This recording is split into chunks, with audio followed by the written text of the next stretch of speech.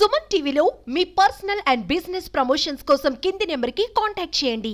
మత్స్యకారులు సముద్రంలో వేటకు వెళ్తే మామూలుగా అయితే చేపలు పడుతూ ఉంటాయి. ఒక్కోసారి ఊహించని రీతిలో పెద్ద పెద్ద చేపలు పడుతూ ఉంటాయి. రేర్గా మాత్రం అరుదైన వస్తువులు చిక్కుతూ ఉంటాయి. కానీ ఇప్పుడు మనం తెలుసుకోబోయే ఈ అరుదైన సముద్రపు పాముకి చాలా ప్రత్యేకత ఉందట. అదేంటో ఇప్పుడు చూద్దాం.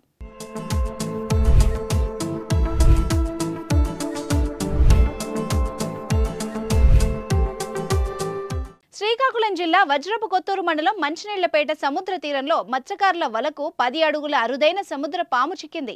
ప్రస్తుతం సముద్రంలో మరబోట్లతో వేట నిషేధం కొనసాగుతోంది. దీంతో మంచినీళ్లపేటకు చెందిన మత్స్యకారులు సాంప్రదాయ వలతో వేటకు వెళ్లారు. ఆ వలకి ఓ 10 అడుగుల పొడవైన వెరైటీ పాము చిక్కింది. అయితే ఇది విషపూరితం కాదని, కొన్ని ప్రాంతాల వారు పాము తలను తొలగించి మిగిలిన భాగం కూర వండుకొని తింటారని మత్స్యకారులు చెబుతున్నారు. చేప మాదిరి రుచి ఉంటుందన్నారు. కొందరైతే చేపే అంటున్నారు. ఈ పాము మాంసం తింటే వెన్నుపూసకు మంచిదని అంటున్నారు మత్స్యకారులు. చైనాలో ఈ రకం జాతి పాములకు డిమాండ్ అధికంగా ఉంటుందని స్థానిక మత్స్యకారులు తెలిపారు. అరుదైన సముద్రపు పామును చూసేందుకు మంచినీళ్లపేటకు పరిసర గ్రామాల ప్రజలు క్యూ కట్టారు. ఏది ఏమైనా పాము లాంటి చేప గురించే ఇప్పుడు స్థానికంగా తీవ్రంగా చర్చిస్తున్నారు.